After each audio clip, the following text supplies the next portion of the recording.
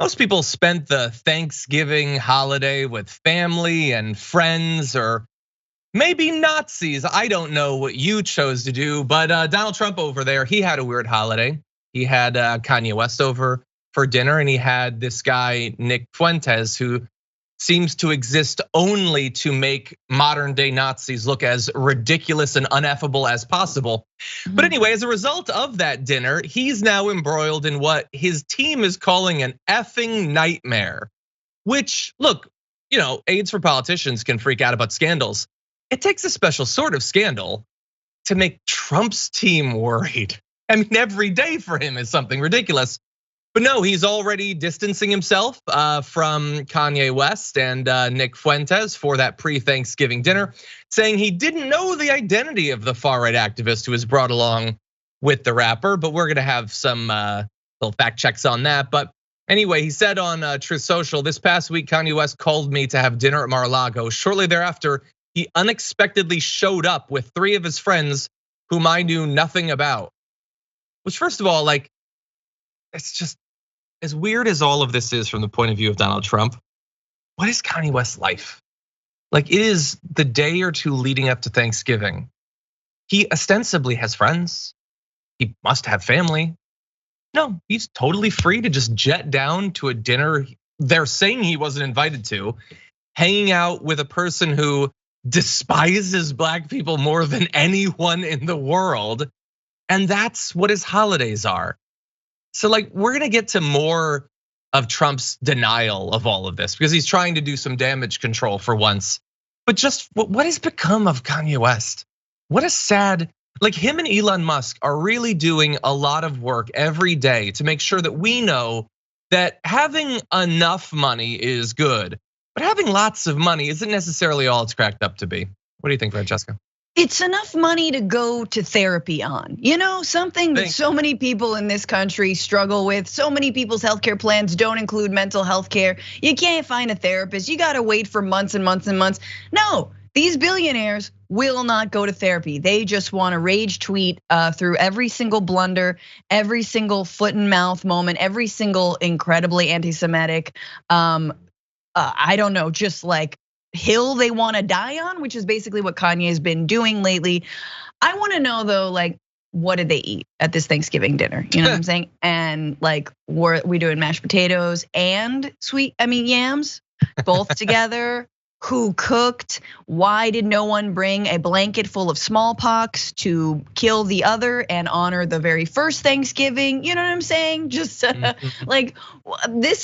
the questions that run through someone's mind. The one thing you can say though is this was obviously not really a politically awkward Thanksgiving because for the first time the whole family all agrees that I don't know, immigrants bring disease or something.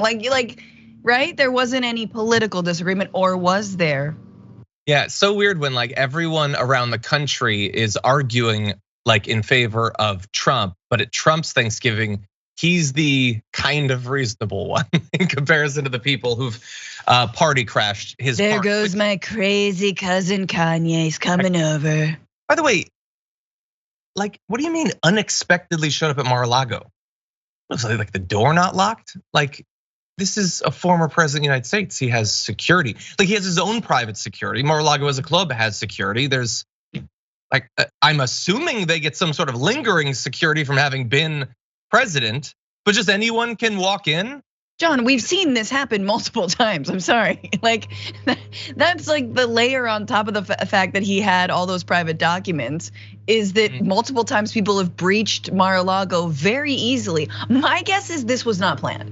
I'm gonna say they ordered out from an Applebee's or what's a good what serves a good Thanksgiving a Cracker Barrel. Yes, they ordered from a Cracker Barrel, extra gravy, all that. This was not planned. This was I'm headed over, and of course he knew who was gonna be there. Well, I don't know. I honestly, at this point, it kind of seems like Trump is the least bad of this group, but I wanna maybe challenge that as we go forward. Trump is still trying to explain why it is that he had this ridiculous dinner with Kanye West and someone even more anti-Semitic than Kanye West. He bleated, Yay, formerly known as Kanye West. Look, if you're gonna acknowledge that, just say his name. Like, I'm not gonna call him that. I'm gonna call him Kanye West because F him. But why do you say both? Was asking me for advice concerning some of his difficulties, in particular having to do with his business. We also discussed, to a lesser extent, politics, where I told him he should definitely not run for president. Any voters you may have should vote for Trump. Anyway, we got along great. He expressed no anti-Semitism, and I appreciate all the nice things he said about me on, in quotation marks, Tucker Carlson. Why wouldn't I agree to meet? Also, I didn't know Nick Fuentes. He was a coffee man or whatever. I don't know who he is. He's just an intern, right? Like, he expressed no anti-Semitism, and I don't know that Nick guy. Is he gonna just like hashtag no homo at the end of it? For like, I'm sorry, but that's exactly what it is. Like, that is like, he just hashtag no anti-Semitism. Hashtag no anti-Semitism, hashtag not racist, hashtag loves Jews, hashtag daughter married a Jew. Like, just also no idea who Nick Fuentes was, and you can't prove that I was definitely at my home on 9/11, had nothing to do with it. Like what else are you confessing to by saying you didn't do it? So good. Can we just say that I just have to appreciate the bleats are so much better than the tweets. I feel like he's really hit his stride, just sort of in the diction and the eloquence. Very eloquent. Well, we can't say whether he knew who Nick Fuentes was, but we do know a little bit about their interactions. A source familiar with the dinner conversation told Axios that Trump, quote, seemed very taken with Fuentes, impressed that the 24-year-old was able to rattle off statistics and recall speeches dating back to his 2016 campaign. It wasn't that long ago, geez. Anyway, paraphrasing the conversation, the source said Fuentes told the president he preferred him to be authentic. And what do you think he means when he says authentic? And that Trump seemed scripted and unlike himself during his recent 2024 campaign announcement speech. Trump responded, "You like it better when I just speak off the cuff," the source said. Fuentes replied that he did, calling Trump an amazing president when he was unrestrained. Oof. There was a lot of fawning back and forth. Trump at one point said, "I really like this guy. He gets me." By the way, I'm not playing Kanye West's video about what happened at the thing, but he basically confirmed that that's how the conversation went down.